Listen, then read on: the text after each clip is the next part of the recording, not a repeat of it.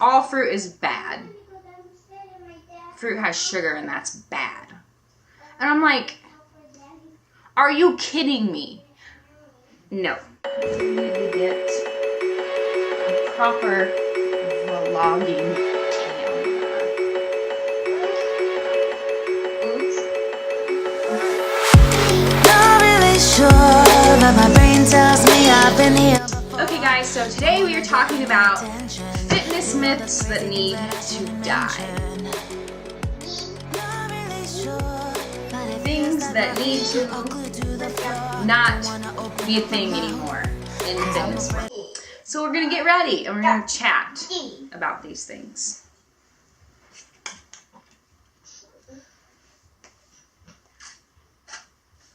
You would not like this, honey.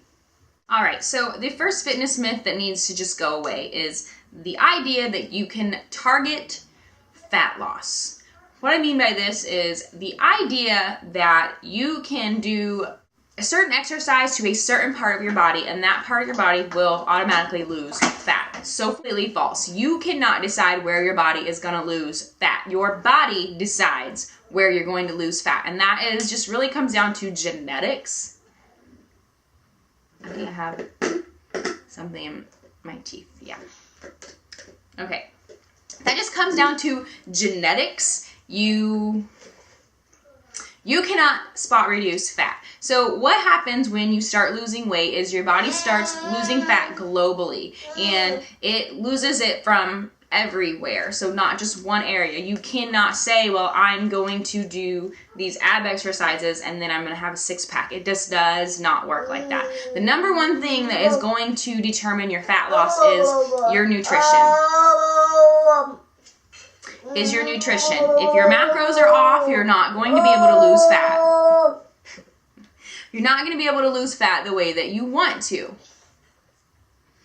So the idea that you can do 50 crunches every day and get a six-pack is just totally false. That's not how it works.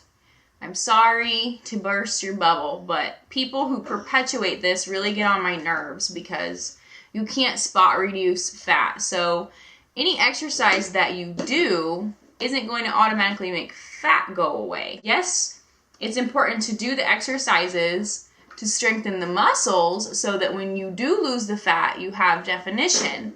But the exercise in itself is not going to cause you to lose fat. So that's why a lot of women actually have trouble showing abs, is because that is typically, as women, one of the last places we lose fat. Typically one of the last places we lose fat just because of reproductive reasons. Our body wants to keep fat in our midsection to protect our reproductive organs because, you know, we carry on the seed of life and all that shit. Next fitness myth that needs to go away forever is the fact that clean eating makes you lose weight. There's nothing wrong with clean eating if you are okay with something that has a very loose definition. By most people's definition, clean eating just means eating whole foods. It means eating things that are in their natural state, not packaged. I've even been told that if it has 6 ingredients or less, it's clean. So, use your judgment, whatever. But that's why I'm not a proponent of clean eating. I used to be a clean eater, and now I just realized how much bullshit it is. But clean eating in itself, or eating healthy, if you will, is not going to make you lose weight. Eating in a caloric deficit is what's going to make you lose weight. Now, if you are somebody that used to eat all junk food and you switch to clean eating or you switch to healthy foods and you don't eat any junk food anymore, are you going to lose weight? Yeah, you are. You know why? Because healthy foods and whole foods like fruits and vegetables have much less calories than packaged foods like cereal and chips and, all that stuff. So, clean eating in itself has been popularized, I feel like, by so many people, but eating clean is not going to make you lose weight. Yeah. A caloric deficit is what's going to make you lose weight. And when I say caloric deficit, I mean eating less calories in a day than you are burning in a day. Now we've covered 2. What's the next? I'm going to do some eye action here. Where's my brush? Dry my eyeshadow brush is the Morphe M40. Third misconception or fitness myth that just needs to go away forever, might possibly be my biggest pet peeve, is that strength training is going to make you look manly. Do I look manly to you? So I think this idea just comes from the fact that for a long time, men were the ones doing bodybuilding, and they were the ones who were lifting the heavy stuff, and they got, you know, really ripped. And so people automatically assume that that's how you get that kind of physique, as if you're strength training. So a couple of things for women. For one, our hormones won't actually allow us to look like that. And of the women you do see who look like that are most likely, I will say 99.99% on steroids. So that is just completely false in itself, because our hormone levels and our hormone production won't actually allow us to get bulky or get big. Now, you can increase muscle size, obviously, with strength training, because you're using resistance and you're training your muscles. And the muscle fibers tear, and then they recover, and they get bigger, and they multiply, and all that sciencey shit. So, there's that. Strength training in itself isn't going to make you look like a man. It's actually going to sculpt your body, and it's going to give you more curves. And I feel more feminine exclusively weight training than I ever did doing cardio. And that's because you have some control over the shape of your body. Now, you can't manipulate genetics, but if you want your arms to be more shaped and toned and shapely and look better, you know, feel more confident in dresses and tank tops, then working your upper body is going to do that for you. I know for me, I always was self-conscious about my arms, and now, like, I love how my arms look, even in just t-shirts. Strength training isn't going to make you look manly. It is simply just going to help you accentuate your feminine curves, build muscle mass, which you want to build muscle mass for two reasons. One, because that's what gives you that nice shape. And two, muscle burns more calories. So at rest, your muscles are still burning. So it's really important to have muscle mass, because that's going to help your metabolism. That's going to help you burn more calories. You're going to be able to eat more. Who doesn't want to be able to eat more? Another thing to add about the strength training is that if you aren't doing it in a way that is challenging you, so if you're doing like 50 squats with 5-pound dumbbells, there's something wrong with that picture. You should not be doing it in a way that doesn't challenge you. So I tell women to pick a weight that they think they can do, and then add like 5 to 10 pounds, because most women actually really underestimate themselves when it comes to weight training.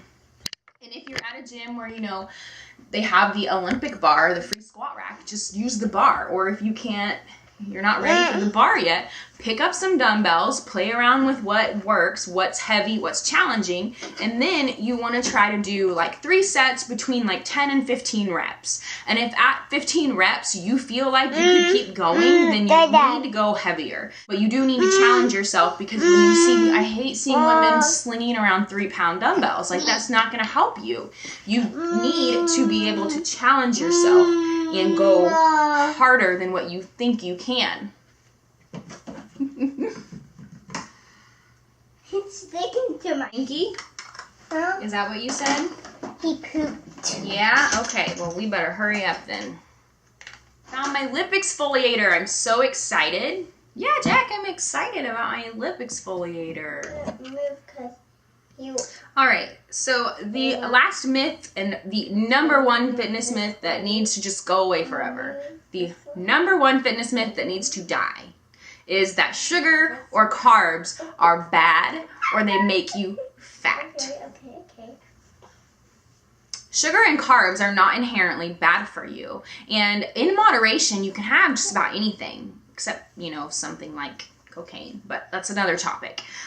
Sugar and carbs are not bad, okay? An excess of sugar and carbs, yeah, that's not good, and that will lead to weight gain, because what have we learned? Eating in a caloric surplus, or more calories than you burn in a day, is what's going to cause you to gain weight. So when you go out on a limb and you say, oh, I'm going to do my diet plan and I'm not going to eat any sugar. First of all, sugar's not the enemy, okay? Restriction is the enemy. Restricting yourself will lead to binges, and it will lead to gaining that weight back, and it will also lead to a very bad relationship with food in general, which we don't want.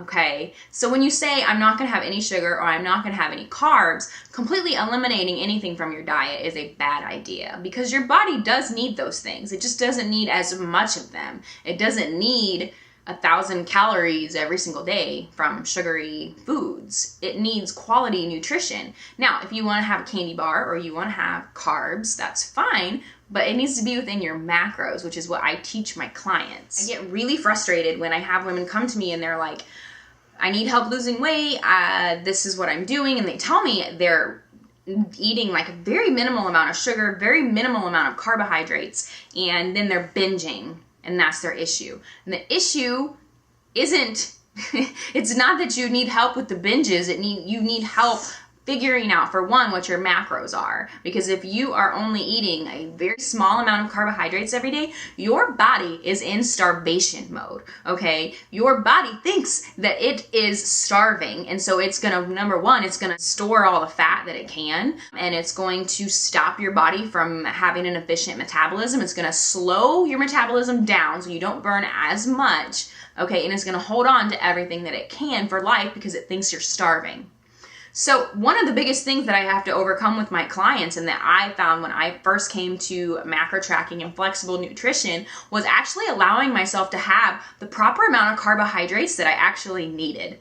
So, and a lot of people are really surprised by this. Unless you have some kind of a medical condition that prevents you from eating carbs, or you have some, weird intolerance, then listen to me. Carbs are not the enemy. Sugar is not the enemy. Those things are necessary. You just don't need an excess of them. My personal opinion is starting your carbohydrate intake, tracking, just comes down to what your body needs are. But sugar is not the enemy and carbs aren't the enemy, and they are not what makes you fat. An excess of calories is what makes you fat, is what makes you gain weight. So we have to get this idea out of our head that we demonize different kinds of foods, because it's not the food that's the issue. It is our eating patterns, and it is how much we're eating, and it is overeating and emotional eating and all these different things combined that are leading to the obesity epidemic. It's not one kind of food. Off my soapbox to do my mascara really quick. I always tell you guys, do your research. Don't ever listen to one person. Make sure that you are being an educated consumer. If someone tells you to eliminate something from your diet, you need to run the other way, because elimination and restriction are very bad things. Okay guys, I hope you have enjoyed this video. If you did, please give it a thumbs up, and I can do more videos like this. I had a lot of positive feedback after my last video where I just sat and chit-chatted and did my makeup and just talked. So I will have more videos like this if you guys enjoy. And thank you so much for watching. I love you all so much. Don't forget to hit the subscribe button, and I will see you all next time.